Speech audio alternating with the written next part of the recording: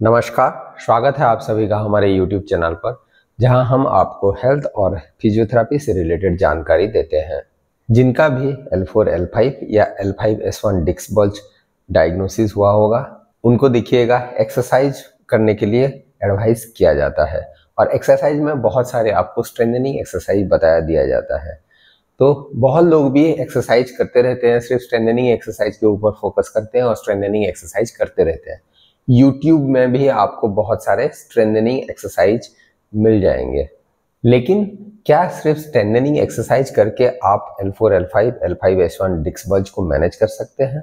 उसके साथ आपको और कुछ जैसे कि एक्टिविटी मॉडिफिकेशन या पोस्चरल करेक्शन जरूरत है या नहीं?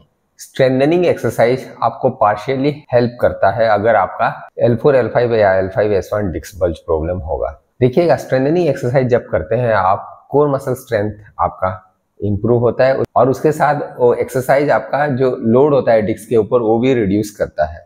लेकिन अगर आप उसके बाद भी अगर एक पुअर पोस्चर को मेंटेन करके आप अपना एक्टिविटी आप करते हैं या कंटिन्यूअसली एक ही पुअर पोस्चर में आप बैठ के रहते हैं, तो आपका सिम्टम्स एग्रेवेट होने का रिस्क रहता है। जैसे कि एक फ्लेक्स लुम्बार पोस्चर अगर सिटिंग में हो या आप स्टैंडिंग में हो या एक्टिविटी करते वक्त अगर आपका लुम्बार स्पाइन अगर फ्लेक्स होके रहेगा और लुम्बार पोस्चर अगर आपका पोस्चर एक फ्लेक्स पोस्चर में रहेगा, तो ये क्या करता है, इंट्राडिस्कल प्रेशर को इंक्रीज करता है। उसके साथ आपका पोस्चर डिस्क बल्ज को भी इंक्रीज करेगा, आपका नर्व कंप्रेशन भी इंक्रीज होने का रिस्क रहता है। इसीलिए आपको स्ट्रेंथनिंग एक्सरसाइज के साथ साथ आपको कुछ एक्टिविटी मॉडिफिकेशन और उसके साथ पोस्चरल करेक्शन के ऊपर ध्यान देना बहुत ही जरूरी है। तो चलिए आज के एपिसोड में हम जानते हैं क्या क्या एक्टिविटी मॉडिफिकेशन और पोस्चरल करेक्शन कर सकते हैं आप। मॉर्निंग टाइम में जब भी आप बेड से उठ रहे हैं तो ध्यान दीजिए, आपको एक साइड में टर्न अराउंड होना है और आप साइड से ही अपना हाथ में सपोर्ट लेके आपको उठना है। सडनली जैसे कि हम लोग क्रंच करते हैं, एब्डोमिनल क्रंच जैसे करते हैं, उसी पोजीशन को एडप्ट करते हुए उठ नहीं सकते। ये आपके कमर के लिए अच्छा नहीं है, लोअर बैक के स्पाइन के लिए अच्छा नहीं है। और एक हैबिट होता है कि जब भी देखिएगा, बहुत लोग क्या करते हैं, जैसे ही उठ जाएंगे बेड से तो क्या करेंगे, वो तुरंत ही स्पाइन को ट्विस्ट करने लगते हैं, आगे झुक जाते हैं, टो टच करने की कोशिश करते हैं। अगर आपका डिस्क बल्ज इशू है, लुम्बार डिस्क बल्ज इशू है, तो आपको ये सब स्पाइन ट्विस्टिंग और आगे फॉरवर्ड सडनली बेंडिंग करना अच्छा नहीं होता। ये अगर करेंगे तो आपका सिम्टम्स एग्रेवेट होने का खतरा रहता है। नेक्स्ट है आपका सीटिंग और वर्किंग। जब भी आप बैठ के रह रहे हैं तो ध्यान दीजिएगा कि अराउंड 30 मिनट्स तक आप बैठ के रहिए। उसके बाद थोड़ा बहुत खड़ा होके आपको वॉक अराउंड 1 मिनट का कर लेना चाहिए।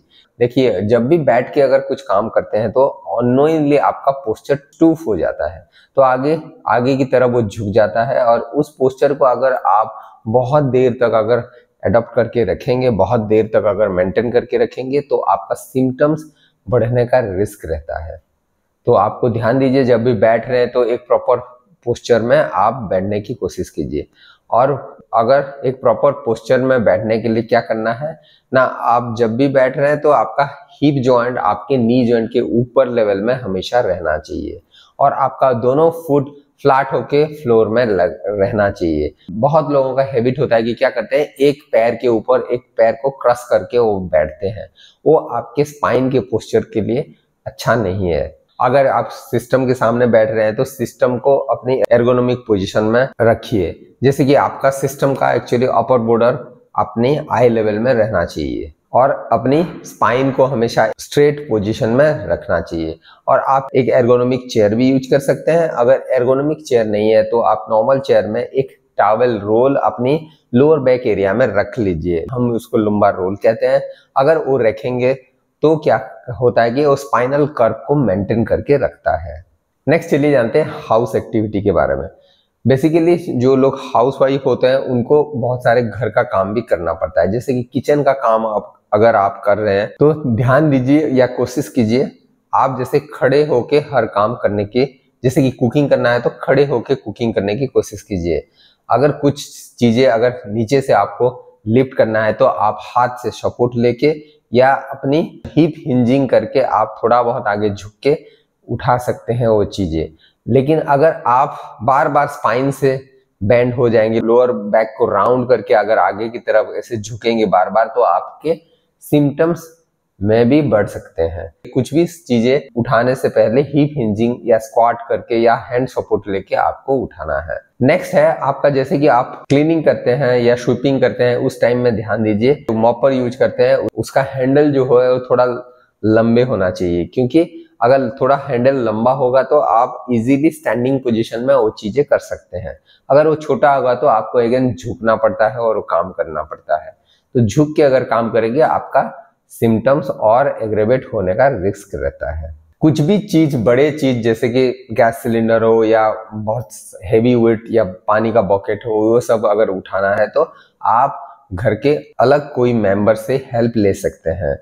नहीं तो अगर छोटे चीज कुछ भी आपको लिफ्ट करना है तो आप ध्यान दीजिए, पहले आप स्क्वाटिंग करने की तरह आपको बैठना है, फिर वो चीजें को अपनी बॉडी क्लोज रखना है, फिर आप उसको उठा सकते हैं। अगर आपको बहुत देर तक स्टैंडिंग पोजीशन में रहना पड़ता है तो ध्यान दीजिए एक फुट स्टूल आप यूज कर सकते हैं। एक पैर आप फुट स्टूल के ऊपर रखिए और फिर एक पैर से दूसरे पैर को वेट शिफ्टिंग करना, थोड़ा बहुत वॉक अराउंड कर लेना।